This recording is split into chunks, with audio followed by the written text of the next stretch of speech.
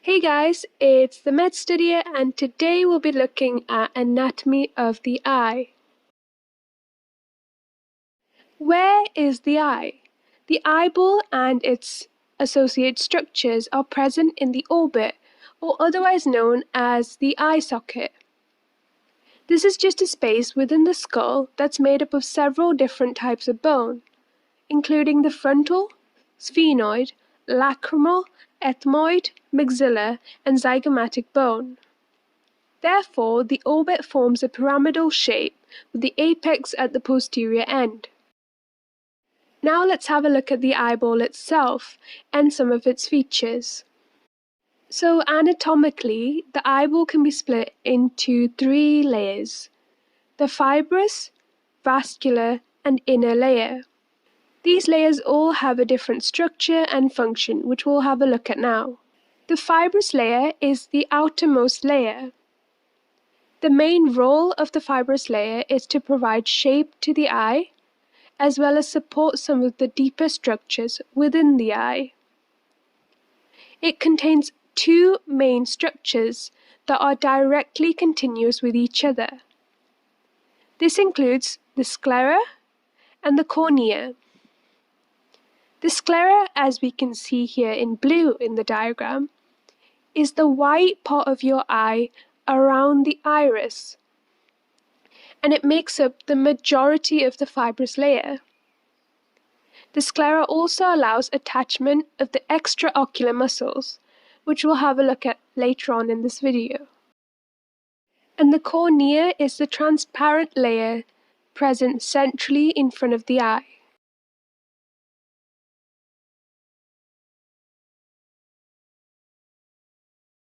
The vascular layer consists of the choroid, the ciliary body, and the iris.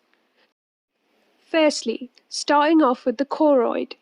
This is a layer of connective tissue and blood vessels to provide nourishment to the outer layers of the retina. The ciliary body has 2 parts: the ciliary muscle and the ciliary processes. The ciliary muscle is a ring of smooth muscle, and with the help of the ciliary processes, they control the shape of the lens. Therefore, the ciliary body allows us to accommodate the lens and therefore change focus between distant and near vision. The final part of the vascular layer includes the iris, which is the color part of the eye. It is a circular structure containing a small aperture in the middle, or otherwise known as the pupil. There are smooth muscle fibers within the iris that allows us to control the size of the pupil. The inner layer is the final and the innermost layer of the eye. The inner layer is made up of the retina, which is the light-detecting part of our eyes. The retina contains a pigment layer, as well as a layer of neuronal components. Another important part of the retina is the macula, which is at the center. Within the macula, there is an indentation known as the fovea centralis, containing a high concentration of light-detecting cells. Therefore, the macula is responsible for providing us with high acuity vision, whereas the optic disc is where the optic nerves enter the retina, and there are no light-detecting cells here. This is what provides us with a blind spot. Now let's put everything together and label the various parts of the eye. So here we have the cornea, which is the transparent layer at the front of the eye. Then the sclera, which both make up the fibrous layer of the eye.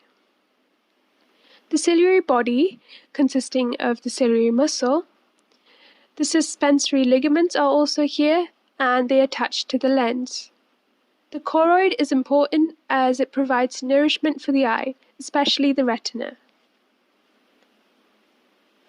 Part of the retina is known as the macula, which is needed for high acuity vision. Finally, the optic nerve carries the information to our brain to process everything. There are also two chambers present in the eye. This includes the anterior chamber and the posterior vitreous chamber, which are involved in the production and circulation of the aqueous humor. The muscles that allow eye and eyelid movement are known as the extraocular muscles, which we'll have a look at now.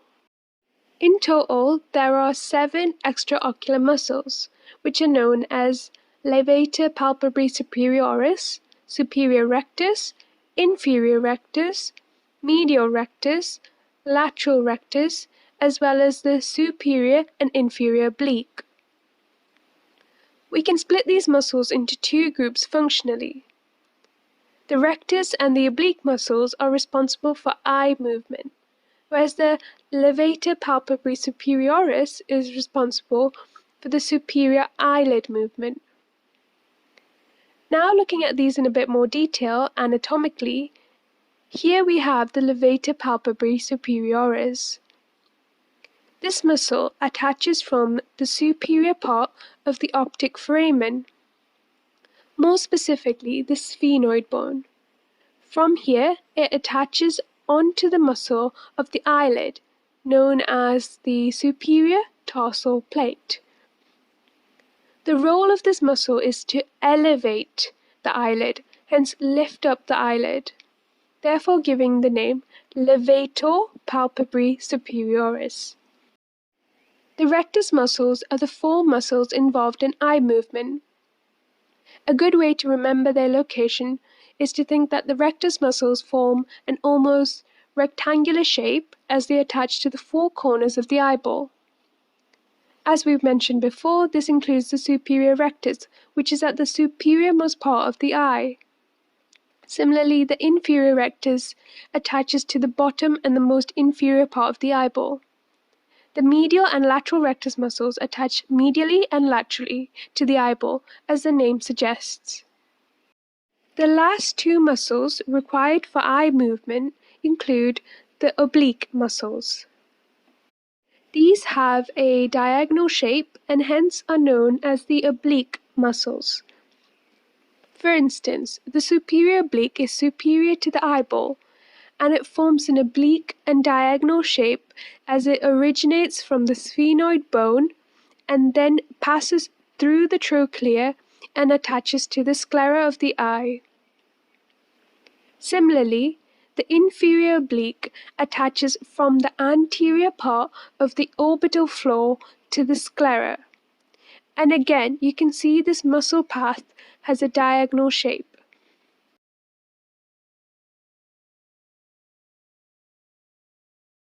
Now let's have a look at the actions of the various muscles of the eyeball. A good way to remember the movement of the eye muscles is to use a diagram like this. So to orientate ourselves, we have the medial and the lateral side here, as well as the superior and inferior sides. Therefore, any movement to the medial side would be known as adduction, and any movement to the lateral side of the head would be known as abduction. Movement superiorly will be known as elevation, and inferiorly would be known as depression. So the main movement for superior rectus is elevation, so this muscle causes the eyeball to move superiorly. But this muscle can also contribute to adduction and medial rotation of the eyeball. For inferior rectus, the main movement would be depression, as it would move the eyeball down. The inferior rectus also contributes to some movement of adduction. The medial and lateral rectus, as the name suggests, would medially adduct and laterally abduct. For the oblique muscles, the movements are a bit different. So the superior oblique causes depression and abduction, which is why I've labeled it here. The inferior oblique, on the other hand, causes elevation and abduction as well. So now let's have a little summary of what we've discussed in this video. Firstly, we had a look at the location of the eyeball within the orbit. Then we moved on to the various layers of the eye. This included the fibrous, the vascular, and the inner layers. The various different extraocular muscles were also discussed in this video, as well as their location and movement. And that brings us to the end of this video. Hope you guys really enjoyed it. Remember to like, subscribe, and comment below. And follow me on Instagram at the MedStudier.